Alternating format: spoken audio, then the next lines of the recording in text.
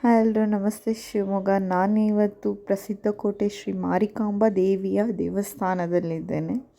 So ಇದೇ ತಿಂಗಳ ಕೊನೆಯ ವಾರದಲ್ಲಿ ದೇವಿಯ ಜಾತ್ರಾ ಮಹೋತ್ಸವ ನಿಮಿತ್ತವಾಗಿ ತುಂಬ ತಯಾರಿಗಳು ನಡೆದಿವೆ.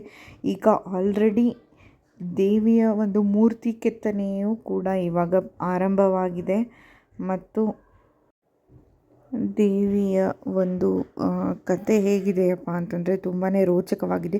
ಸುಮಾರು 800 ವರ್ಷಗಳಿಗೂ ಹೆಚ್ಚಿನ ಪುರಾತನ ಹಿನ್ನೆಲೆ ಹೊಂದಿರುವ ಈ ದೇವಸ್ಥಾನ ಜಾತ್ರೆಗೆ ತನ್ನದೇ ಆದ ಸಾಂಸ್ಕೃತಿಕ ಒಂದು ಮಹತ್ವವನ್ನು ಹೊಂದಿದೆ. ಶಿವಮೊಗ್ಗದಲ್ಲಿ ಈ ಜಾತ್ರೆಯು ಪ್ರತಿ 2 ವರ್ಷಕ್ಕೊಮ್ಮೆ ನಡೆಯುತ್ತದೆ.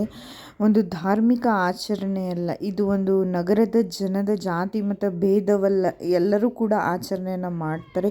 ದೇವಿಯನ್ನು ಪ್ರತಿಷ್ಠಾಪಿಸಿದ ನಂತರನೇ ಪ್ರಮುಖ ಮನೆಗಳಿಂದ ಒಂದು ಹರಕೆ ಬರುತ್ತೆ ಮತ್ತು ದೇವಿಯ ಮೂರ್ತಿಯನ್ನು ಪ್ರತಿ ಬಾರಿ ಜಾತ್ರೆಯ ಸಮಯದಲ್ಲಿ ವಿಶೇಷ ಮರದಿಂದ ಕೆತ್ತನೆ ಮಾಡಿ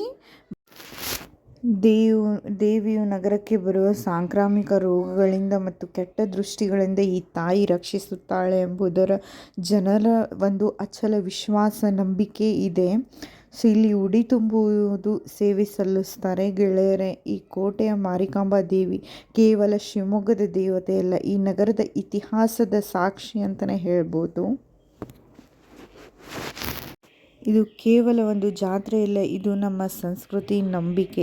ಇದು ಕಣ್ಣಾರೆ ನೋಡೋದಕ್ಕೆ ಒಂದು ಸೌಭಾಗ್ಯ. ನಿಮಗೂ ಕೂಡ ಈ ವಿಡಿಯೋ ಇಷ್ಟ ಆದರೆ ಲೈಕ್ ಮಾಡಿ, ಶೇರ್ ಮಾಡಿ, ಸಬ್ಸ್ಕ್ರೈಬ್ ಮಾಡಿ.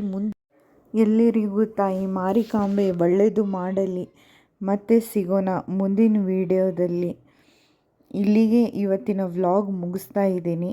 ಜೈ Marikambe. Thank you for watching. Thank you.